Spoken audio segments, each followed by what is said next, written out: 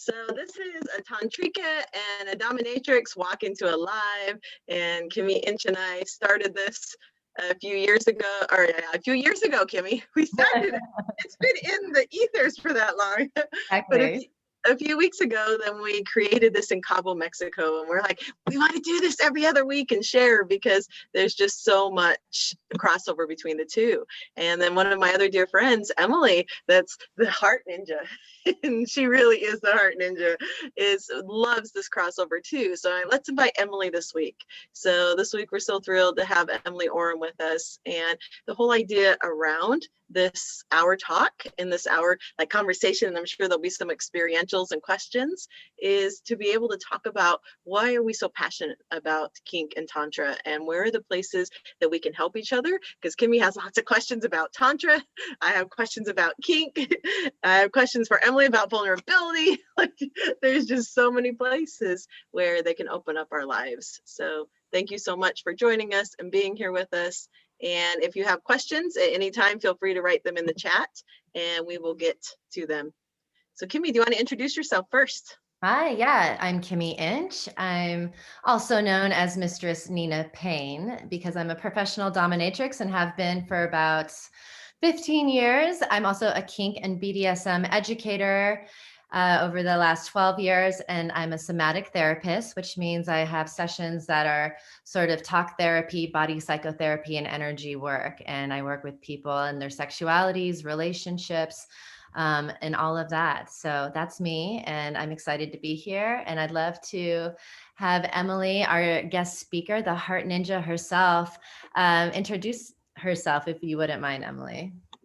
Kimmy, yay. I'm just so impressed with your communication, just so clear, so direct. I'm like, I had that vulnerability of like, oh my God, am I going to do as good enough a job as she is? So I just want to own that part, right? Feeling a little pressured to do good job, tell you about myself. I'm the Heart Ninja and guide, permissionary, and inspire of love, sex, and play. My specialty is in managing differences within relationships and how to coalesce and work with those differences to grow closer and create win-wins, as well as I work a lot with women empowering boss babes. So women that are the too much women, you know, the boss babes that are holding it down, either as rocking it as mommy dom at home with the kids and or crushing it in their career, usually both, that really want to come into their full sexual expression and also reclaim their feminine essence and be able to share that magic juju with the world and with their partner if they're partnered. So I'm so delighted to be here with these two incredible beings and with all of you, and I'm excited to dive in. Thank you, Emily.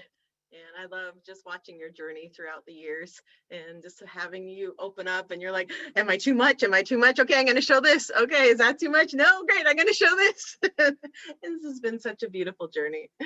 So I'm through Everyday Tantra, and Tantra was definitely my into this universe. And so as I continued following down the path of Tantra, then I found all the ways that it really helps you fall in love with yourself.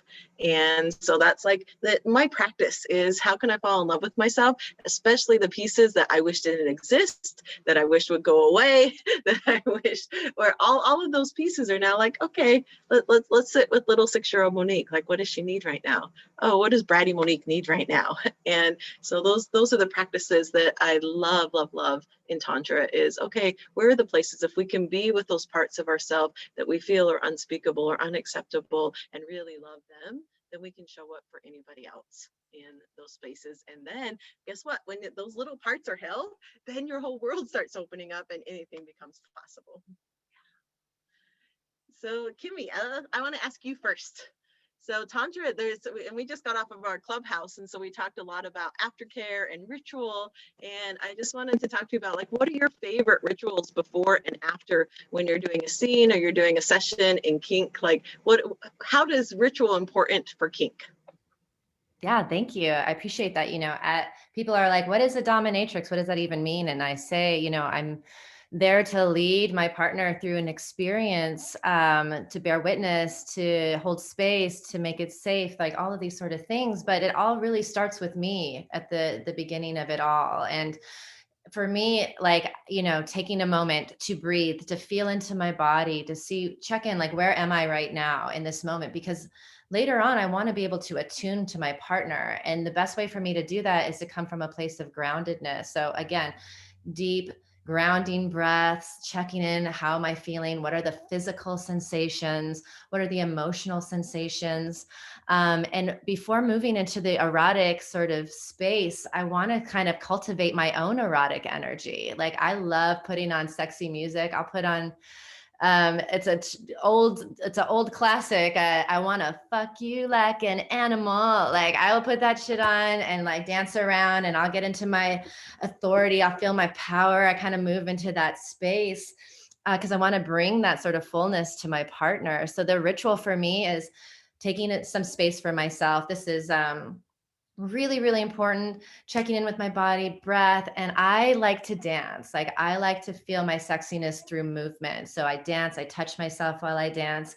And I kind of get off on myself before I bring that to my partner. Because when I'm in my power, my partner will feel it and they'll be like, oh, I can relax. She's got this. Like, I can feel her in her power, in her ground. So that's a ritual. Those are some rituals that I like to do before I see my partner.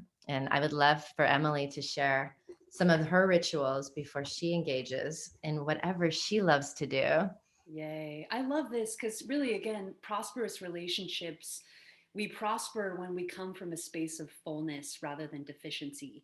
So my thought it like when if I'm in deficiency, whether it's physically, emotionally, mentally, if I've got a lot of stories or shit going on, I got to ask myself, what do I need to prepare myself to fill myself up? So that's kind of like, and it's different every time, depending on what's going on in my life, depending on what the scenario is. And then to build that self-trust, right? The self-trust of like, oh, right now I need to go for a vigorous run, or like, I really need to let out my anger right now so I can really come back to a space of softness. Like I'm someone that's very primal. I access my softness through my primality. So I need to like primal play, like, get crazy with it. To often get myself to be in that, oh, okay, yeah, I'm here. I feel gentle. I feel full. I feel ready to dive in. And that was a big piece for me of coming into a really place of fullness, was recognizing that I need to get into my primal nature first before I can really also offset and move into my softness and my feminine radiance. So that's a big piece for me, is primal play. So just, I make lots of sounds. Like everything my body goes through, I love to express it, and like, kind of through dance. But like literally, when I came to stay with my friend, I'm in San Diego, I asked her consent. I said, look, I make a lot of sounds. I do. I just really want to ask you, like, sometimes it's sexual, sometimes it's like, what the fuck is going on up there? So, just the consent piece and the consideration of who I'm interacting with. But I make a lot of sounds. I have a lot of energy that I need to move to feel very whole and balanced.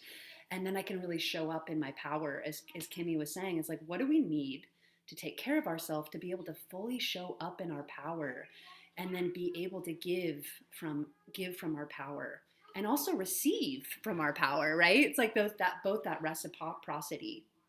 So I'll stop there. Oh, I love your sound so much, Emily. Too.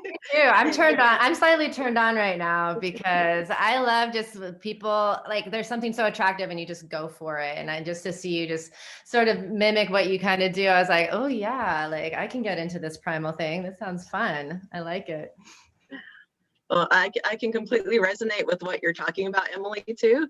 And you've known me since I got into relationship with my primary partner. And I would call up Emily and I'm all, Emily, Peter wants to sleep again. Like, how can you want to sleep when you can have sex? And like the first couple of years that we were together, there was the same argument. And it's like Peter wanted to go take care of his body. He wanted to sleep. He like everything else was prioritized over sex. And there was just like that longing inside of me. I'm like, oh, okay, I'll take care of my stuff, but I just want sex. And like the last year or so, maybe even 18 months, then it slowly started shifting into that. Then I didn't want sex on that, like no matter what. I wanted to be able to release anything that's in the way. I'm like, oh, I'm fine. If we don't have sex for 2 or 3 days, unless we're completely clear and we're both meeting at that space, I don't even want sex. And so that was like such a you'll know, Emily, it's such a deep learning curve for me from like, I'm I shocked. want. I'm shocked hearing this because if you know Monique, like this, I'm like, wow, you're there, really? It's helped our relationship so much. So I just wanted to share with all of you, like there is a space where when you can really, no matter what it is that you think that you're wanting, whether it's kink, whether it's tantra, whether it's sex, whether it's whatever it is in your life, if you can really find the places of what's in the way of you fully receiving it or fully being met there, then it's just such a more expansive experience than trying to push through because that's the thing I want. I'd love to just piggyback just a brief moment on that because often what happens when we don't feel that our need can be met in a certain way, especially like, we want you had to have sex in a certain way and our partner is really not available for it. It's really hard to not take it personally. I just need to say, oh my God, what's wrong with me? Am I not desirable? Is the relationship over? Are we doomed? Like all these stories, I'm getting chills, right? Like, does this sound familiar to all you? How do we not go there recognizing, okay, it's not available for the way that we want right now? However, mourn, feel our feelings. What is available? What is available right now? Can it be like, oh my God, he gave me that reassurance that like I still fucking want you. It's just not right now. Can it be like, oh my God, he gave me that look that was like, I'm still here even though I'm not available for this. Like where can we still find that point of connection that is the win-win? Instead of shutting down and being like, oh my God, he doesn't want me, and then we distance and then we cut all this stuff. So I just wanted to put that out there. I love that because, one of the number one questions I get asked in my work is like, how do I get my partner to be kinky? How do I get my partner to do this? How do I get my partner to do that? That's like one of the number one questions behind how do I find a partner to do this with?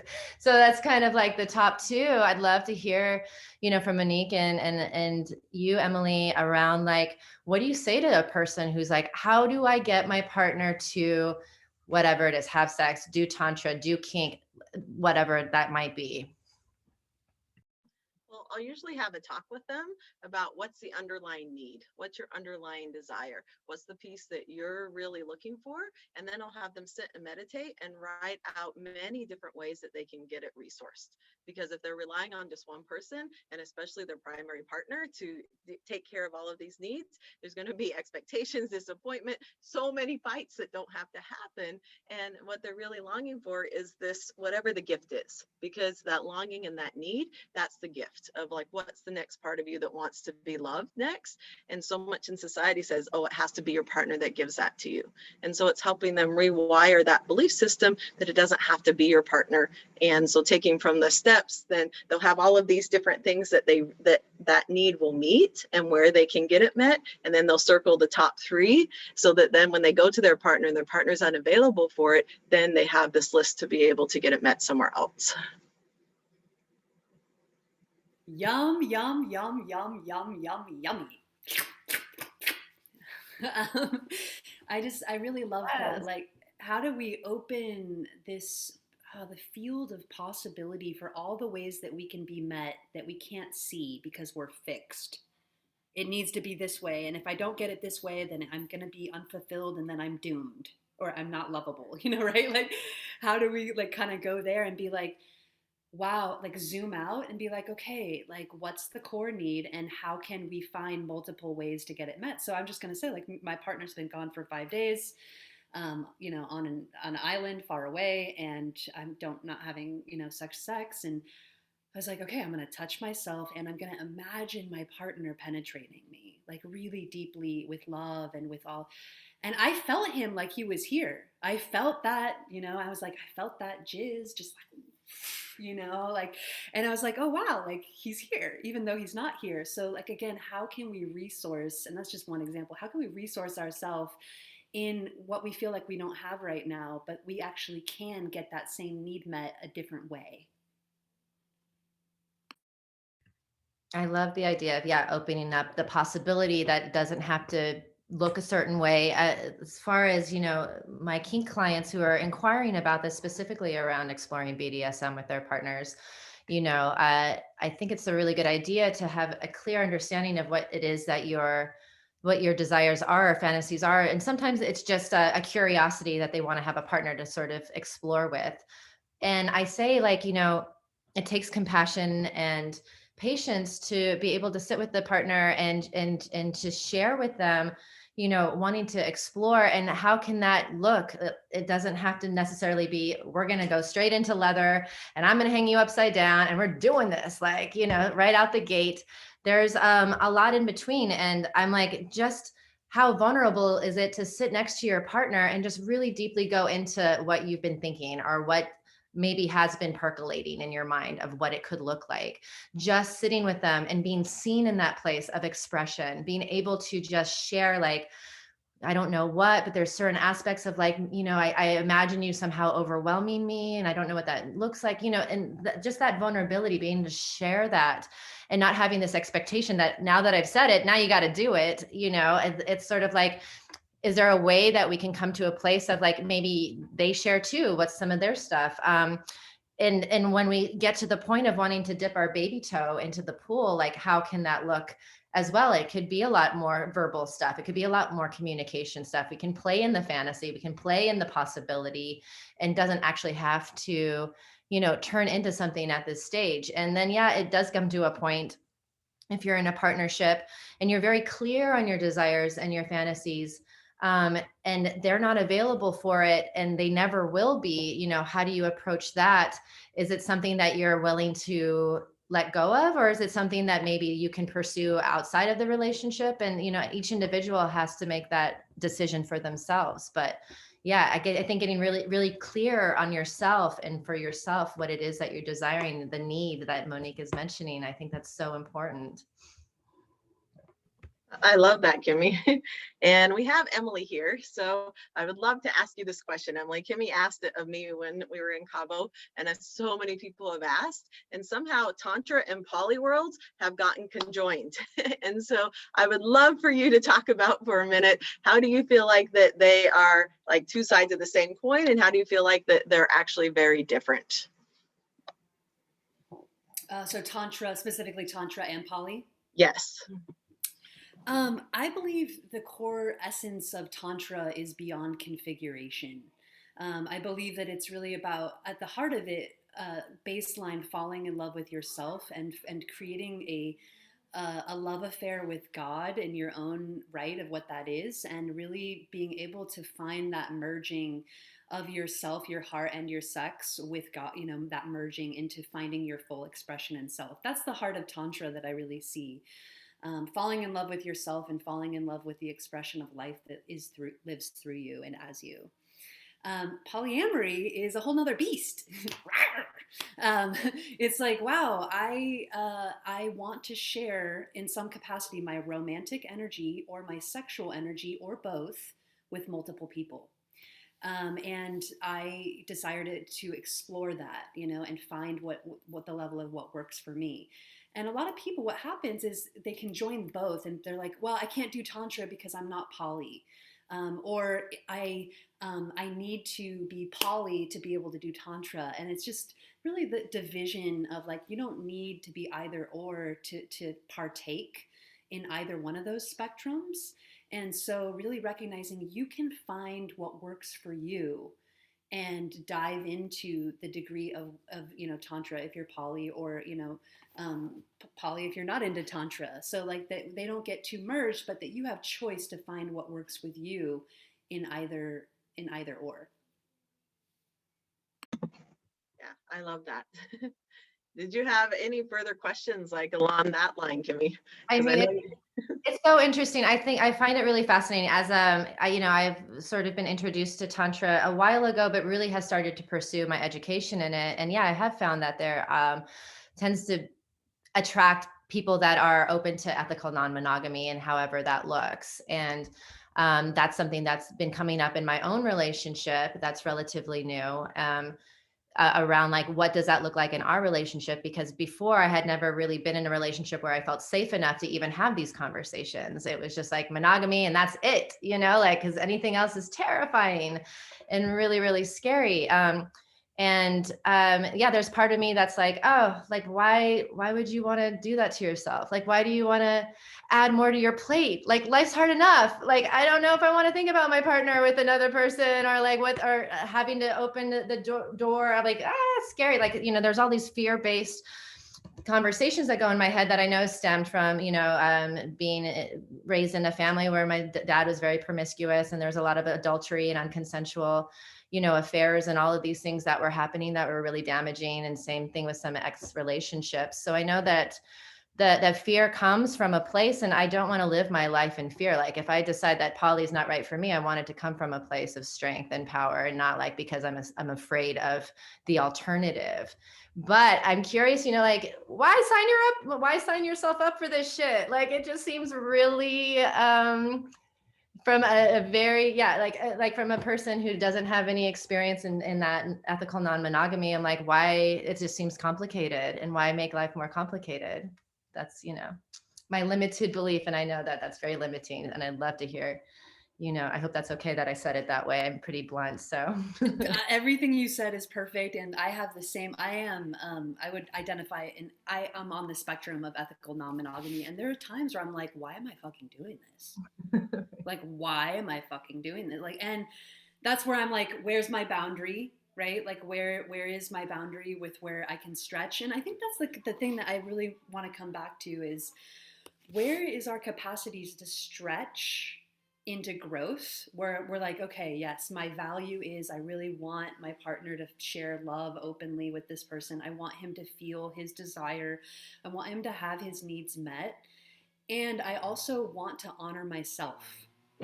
Where's that balance of like where my nervous system, body, and heart can stretch to actually step into that value, And it changes. It has it some ways with certain people, with certain situations. I do have a little bit like, it just depends. And I need to be in that communication with my partner regularly about like, hey, I want this for you. I hear that I want this, and here's to the degree I can stretch. And I really need, if you want to be in the configuration that I have, which is, a very more primary bonded configuration, where we do choose the third of our relationship somewhat first before just our own needs, I need to be in that communication where we're both working together really like beautifully, and that we're both honoring each other in that sense first before really, because my nervous system will blow out.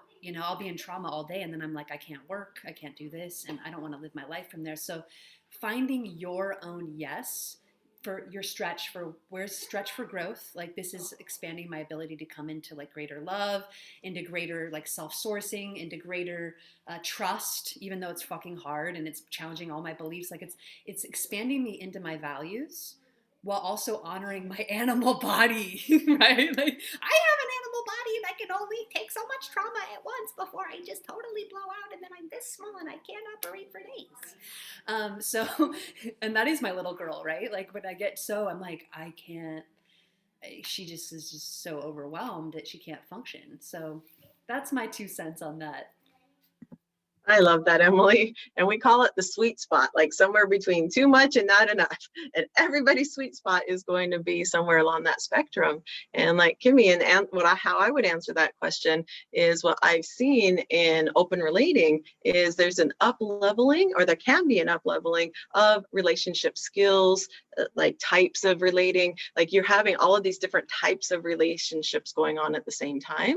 And so you can get lifetimes of up leveling of how you relate in your communications from those experiences. And then beyond that, underneath the layer, like the woo layer, is that then I watch as one partner up levels in this area, and then all of a sudden the whole circle of partners up levels. And so it's like through osmosis through the group, then you're getting all of this up leveling in life because you're connected. Even if it's just energetically, even if it's a metamor, which is someone that is a lover of your lover, but not actually your lover. And so there are some beautiful spaces where it can up level your life.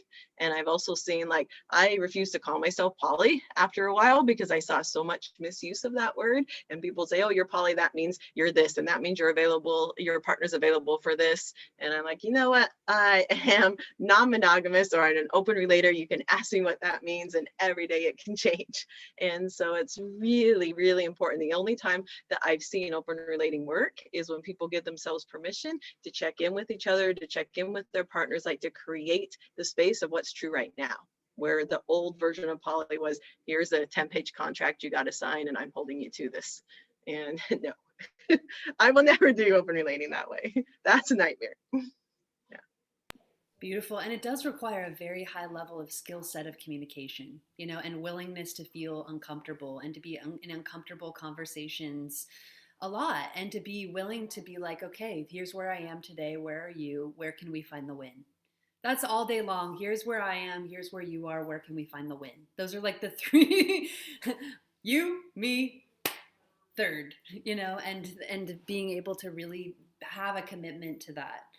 And, you know, there are different configurations, like, you know, solo poly is a lot more, I'm just going to really honor my truth and needs, and I don't have any agreements with anybody else, and I'm just following what my flow is and my yes is. And that's one way to run your energy in ethical non-monogamy. And again, it's to take the right wrong out of any of it. Everyone does it differently. Nobody's better than, right? You know, if I can just be with whoever I want, then, you know, hierarchical polyamory or whatever is like wrong, and that means you need to do more work to get to where I am. No, my swords are out.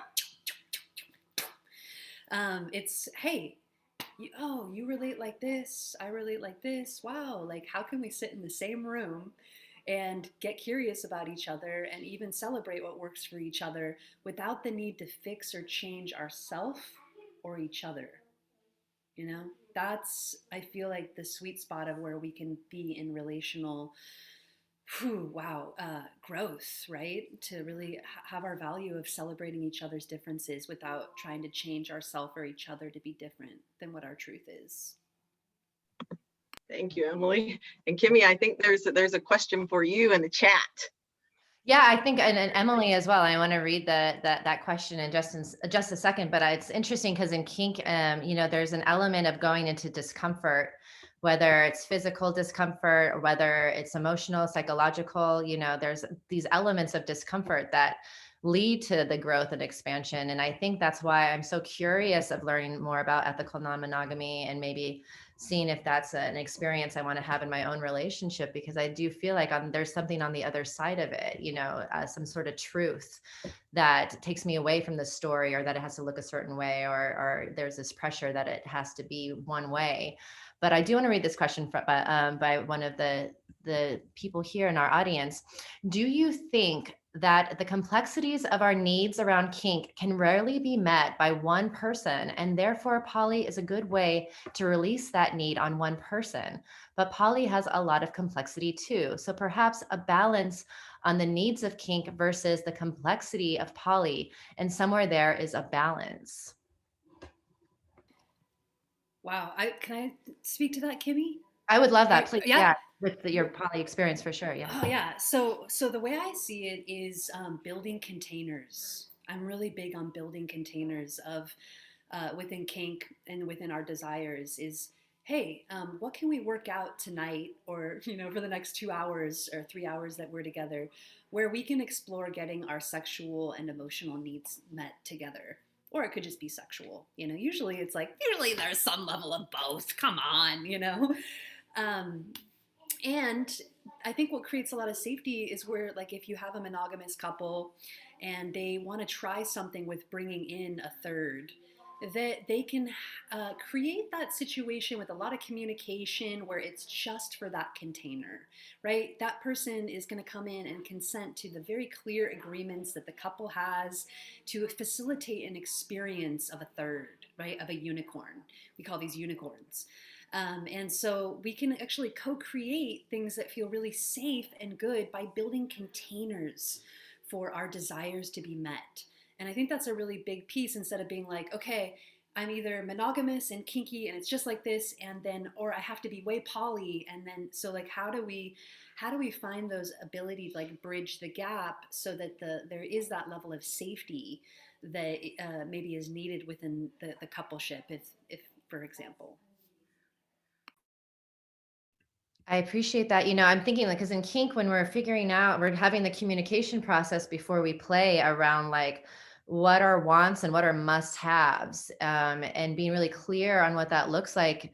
So if you're interested in exploring kink with the partner that's not able to accommodate your must haves, how do you sort of feel into how do you navigate that essentially? And, you know, for me, like I said, being able to explore different approaches and stuff is important. But also, yeah, if there's some things that are like, for example, when I was dating, I wouldn't tell people I was in kink. I didn't tell people I was a dominatrix. I was really scared of the judgment of that I wouldn't be liked.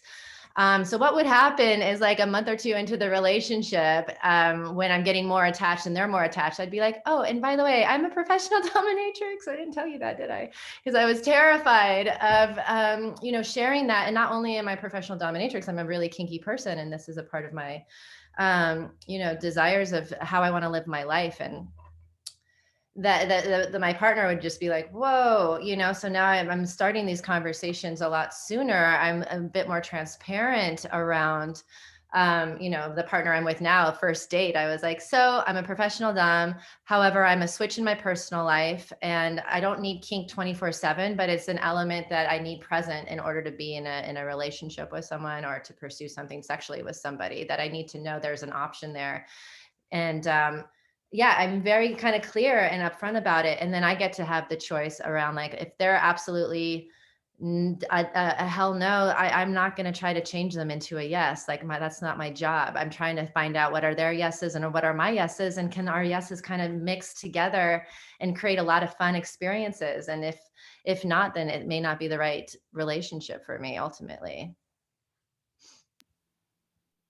I love this, and me and my partner developed something called your open love style chart. It's a series of 20 questions you can answer that gives you your open love style chart with how you identify. We kind of did this work of understanding underneath all the labels are how we want to run our energy in romance, sexuality, flow versus agreements, attached relating versus non-attached. Non-attached relating would be like, I really enjoy having comet relationships, people that come in, people that go out.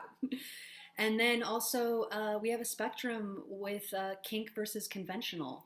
So if you have kink on your chart, it means that kink is a bottom line part of you that needs to have voice and be available in your relationships.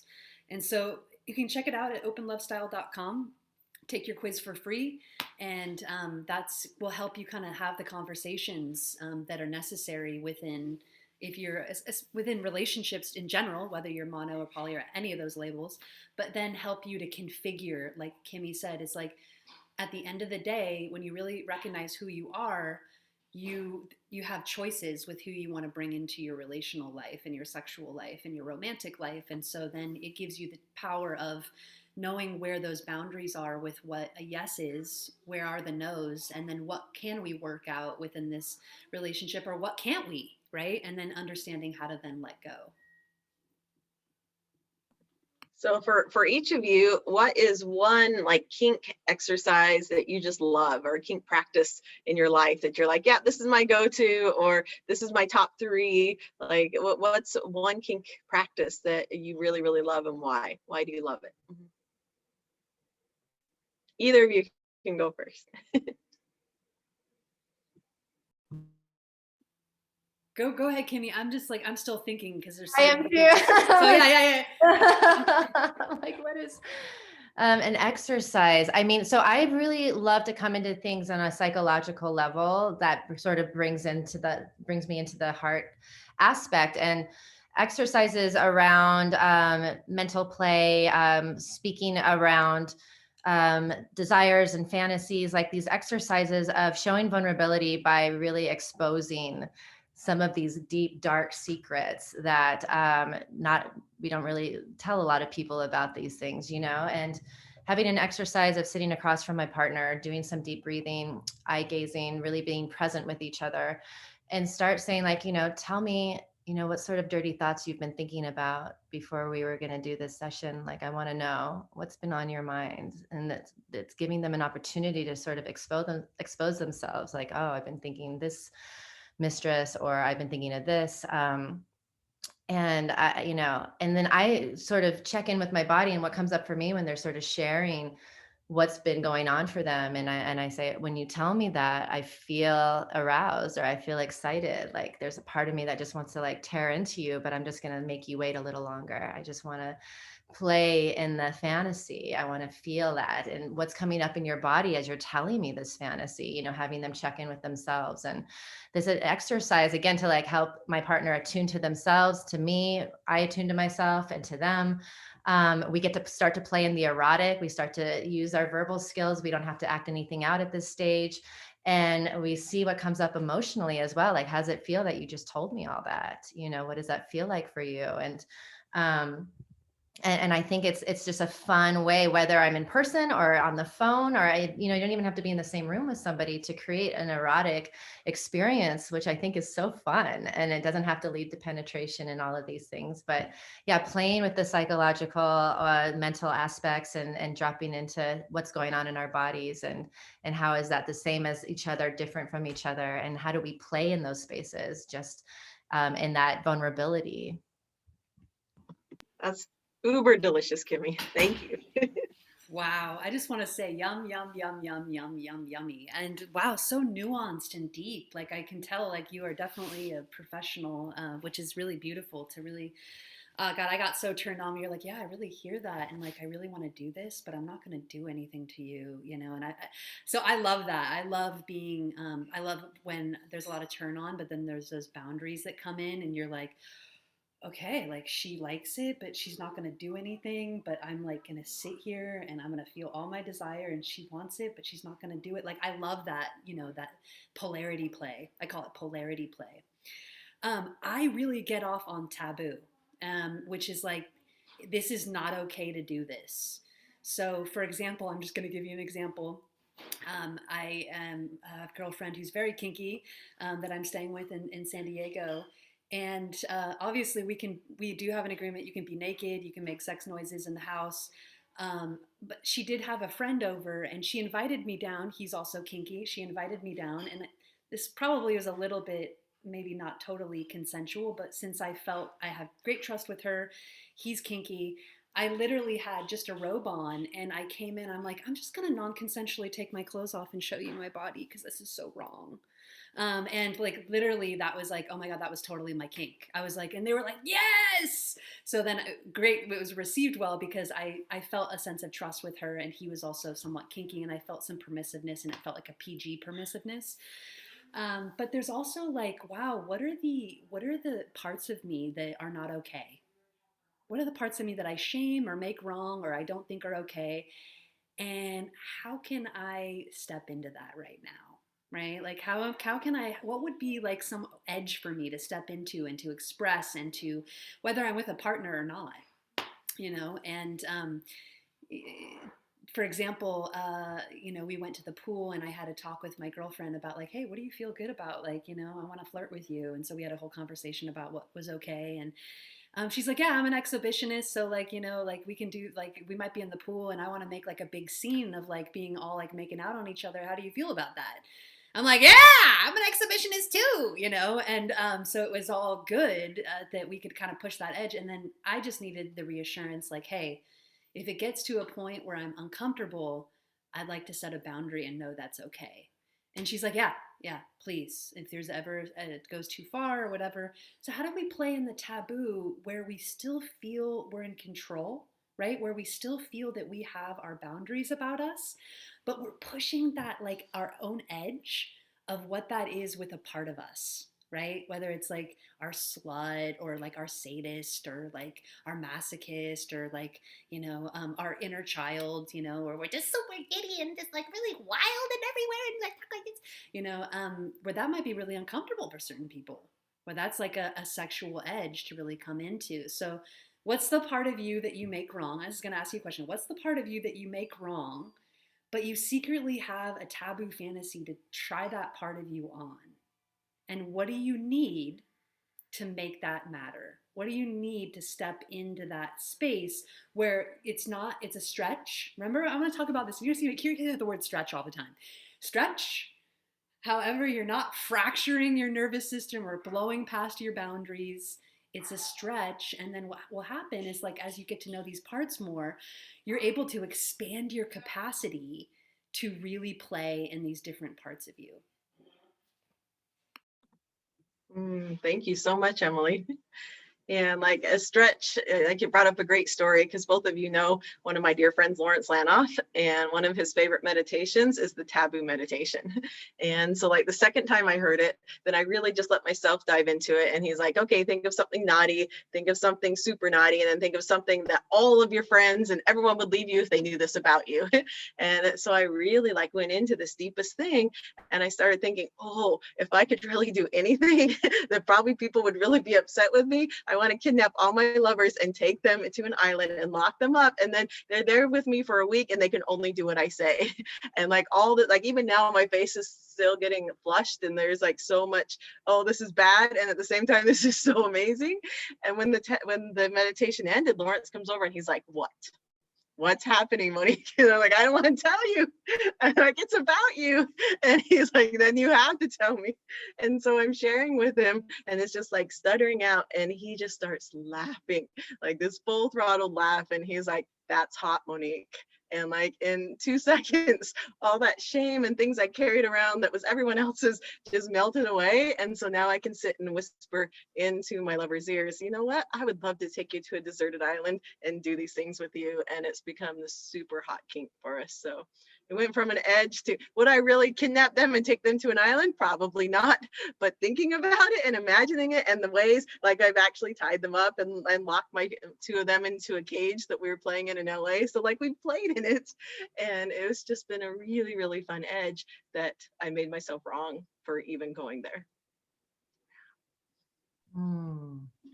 Wow, thank you for sharing that, Monique. That's so beautiful and exciting. I really enjoyed hearing that. And I also, I was just thinking about a taboo that I make myself wrong over. It has to do with non-monogamy, and which is a really interesting thing because one of a fantasy that I really love is I'm a switch, as I said. So this idea that I'm serving the dom, my master, and not only serving him, but I'm bringing him beautiful women to enjoy. And I have to sit there and watch. And I have like all this longing and need. And I get so turned on in this fantasy. Like it just makes me wild. And like we talk about it all the time during sex. And it's something that revs my engine up. And as soon as it's over, I've had some big contractions and have been like, oh my God, what's wrong with me? And I'll cry and my fear will come up of abandonment and like all of these sort of things. And I'm in the process of sort of exploring it because the different taboos have changed and evolved in a lot of different ways. And it used to be one thing a while ago, and that's changed into this new current thing, which is actually something that's really alive in my life at the moment. So yeah, it's kind of interesting how it's correlated in a way because before just even considering submitting to someone was really big taboo for me. It's not by accident. I'm a dom. I like control. I like being the one who's the boss.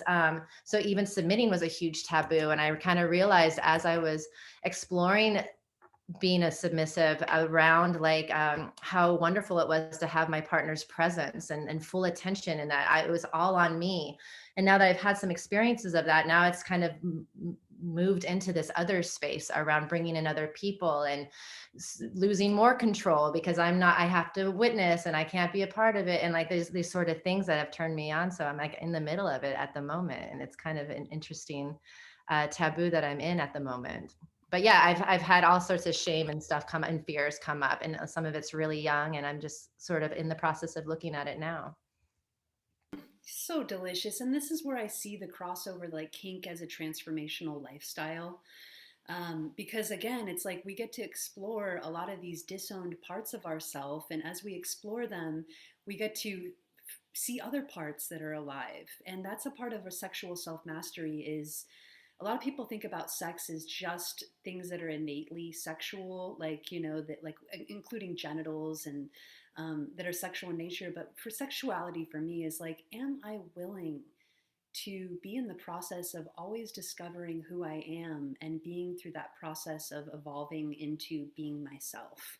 And being myself and integrating like all my parts. That to me is sexual self-mastery.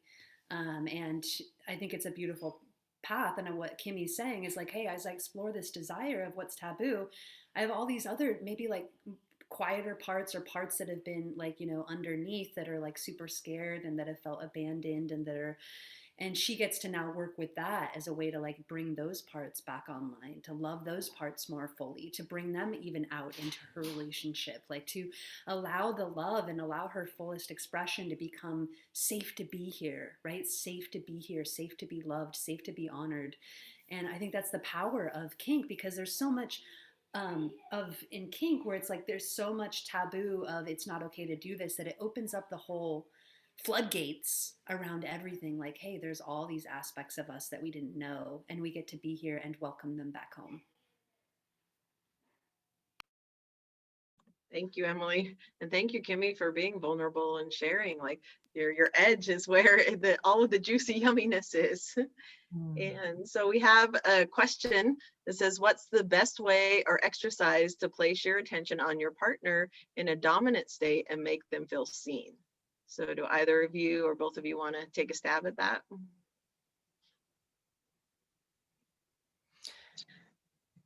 For me, you know, I feel, so I just think about what makes me feel most seen just in my life, and everybody has a different approach. But when someone communicates with me of how they're feeling, how I'm impacting them, how, you know, or what they see in me, like that really helps me to feel seen. And there's a sense of vulnerability that it takes to let a person know how they're impacting you and how, um, their presence or their energy or whatnot is, it makes a difference to you. So there's this way of like expressing that, and having the vulnerability to say what that looks like, what it feels like, when the person is expressing that recognition.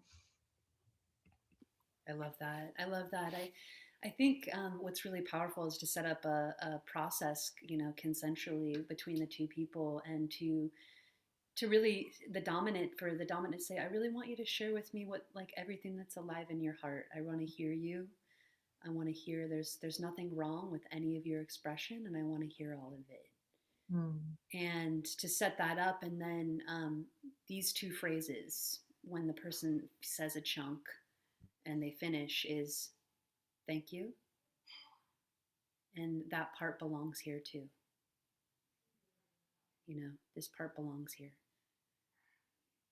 So just validating like you like every part of you, and belonging is really huge for me. Like if I really feel into it, like, you know, like somehow there's something wrong with me or something wrong, like that it's not okay, you know. And of course now I have a love affair with the taboo, right? Like all that stuff. But really like this belonging, like it all of it belongs here, even your angry parts or just whatever's in your field, like that part belongs here too. And there's that acceptance and compassion that then I think allows your submissive to feel like, oh my God, it's okay. Whatever I go on this journey with this dominant, like it's okay. And that dominant is going to be right there with me in that experience. And that's a good dom, right? That's a good dom, because you can start in a scene and negotiate everything, and if some big wound comes up, and if the dom goes, no, we had this, we got to get through this scene, you know, and if the dom's not there and present and adjusting to what's really present and alive with the submissive, that's not safe. That's not safe. And so this real, like, what's alive here, and how can the dom really honor the submissive beyond the context of what's been negotiated necessarily, and come into the moment right here to honor what the submissive needs. So that's what I have to say about that. You really touched my heart, Emily. You really touched my heart. And thank you for bringing that level of depth to play to kink, because I think not a lot of people recognize there's a possibility of that. And I really appreciate you going there. And I love you. Thank you. Love you too, hun. Thank you so much for opening the door. It's so easy to love you both. I just love that we're having this conversation. Thank you all for joining in, and we only have about 9 more minutes. So if something's been percolating and bubbling under the surface for you, please raise your hand, type in the chat, and ask us while you have us.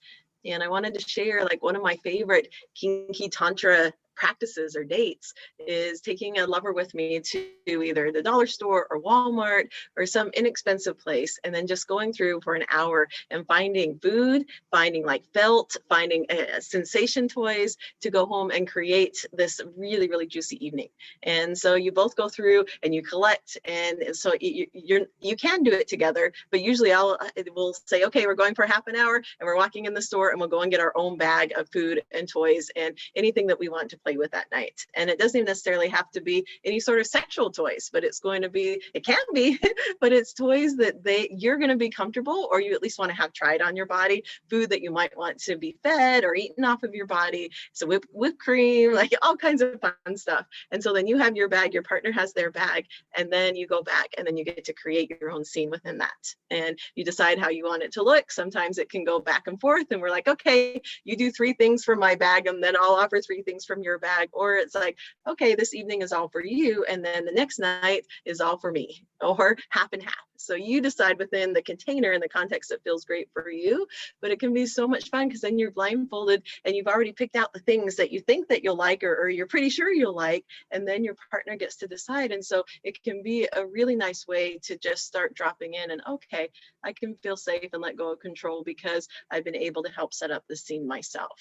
And so it's super tantric from sensation point and presence, and then it adds in that taste of kinkiness. Oh, so imaginative and creative. I love it. I'm stealing it. It's mine Do now. it. It's all yours. I'm taking my partner to the dollar store. That sounds like a fun date idea. Instead of the sex toy store, a dollar store. How imaginative. Yeah, I'm into it. Well, piggybacking off that, which is so funny because I did bring some of my toys down because I didn't know, if I was going to be playing with people. I usually like to bring some toys with me. And I'm about to move in with my partner. We're going to put everything in storage and do a bunch of travel. And I told my partner, I'm like, if I think about all my massage and kink toys, like I'm gonna have to bring a separate thing and vitamins and shit. And then literally the person downstairs was like, "Oh, you can just like, wherever you go, you can just go buy stuff and that it replicated as toys or whatever." And so Monique, you just totally like, yeah, wherever we go, we can find play toys. It's so true. I have this joke, a video I did on TikTok where I call myself Mistress MacGyver, which means I could like make anything into a play toy, like any kitchen item, anything could be a play toy. But really at the end of the day, I mean, you have everything you need. Honestly, it's all here. It's all here at the end of the day, which is just a nice reminder. So being that we have like a few minutes left, if again, we would love to welcome if you want to unmute or raise your hand or type into the chat. We'd love to have a question. It looks like one just came in actually. Don't know if they're still, okay. What would be the best thing to do when you feel powerless and not empowered, but you want to find your dominant part to help you regain it? Emily, would you be willing to maybe feel into that? Yeah. So again, usually when we feel disempowered, we don't feel that our feelings and needs are okay. So the first step is just to recognize however you're feeling and whatever you're needing underneath is perfect, right? There's nothing wrong with it. You're not bad for having it. And that's the first step, is just to go, oh, wow, I'm feeling overwhelmed and not good enough. I'm needing acceptance, compassion, reassurance to myself that I'm worthy of love. Like there's just like really like understanding your feelings and needs and being able to validate them and know that they're here and they're perfect and that you're lovable with those. That's the first step to get back into the Dom state, because then you're like, yeah, I feel this way. And then I can resource myself and I feel more in my power because I know, this part of me exists. It's okay to have this part of me. It's okay to have needs. And then you're able to get into that power. Thank you, Emily. And we have one final question that someone wrote on the Facebook Live. It says, where do each of you choose to draw the line between expressing your sensual sexual expression when it comes to being in public, semi-public spaces where you may be seen and witnessed by those who haven't explicitly consented to witnessing it, such as a heavy makeout session, someone or leading someone around on a collar and leash down the street, etc.? Great conversation. And honestly, I don't have the full answer to that because I'm still trying to figure out where's my free expression while also being in consideration of the impact around me. And I think the first thing is just to have that thought, right? Like, oh wow, I'm going to do this. What's the impact around me? And can I care about that or be considerate or even aware so I can start to think about that, right? Like, and really be like, okay, am I okay with this impact? Is it like, what can I do? What's possible? And so I think it's just really about having that awareness and then thinking about it, and is what I see as an act of care and consideration. Do you want to go next, Kimmy? I was just going to say, I just think that was a really beautiful answer, because I think impact is really important in so many respects. I mean, just like, what is our impact racially? I mean, gender, like all of these things. Like, so I appreciate your like that consideration. And for me, yeah, it's a similar thing. Like, what's my intention? Am I using this as a way of getting off, publicly, or is it for me, and I want people to be in their consent as well. Context is really important. And a lot of people have traumas, and I want to be aware of how I might be impacting people based on that. But I just really loved that point. So thank you, Emily. And Monique, I'd love if you wanted to chime in on that too. Well, for me, I'm being a mom of 3 boys, then like I'm really aware if there's children in the space. And so if there's kids around at all, then I will tone down anything, because to me, then the kids, they don't have the capacity to have consent around. They don't even know what is happening.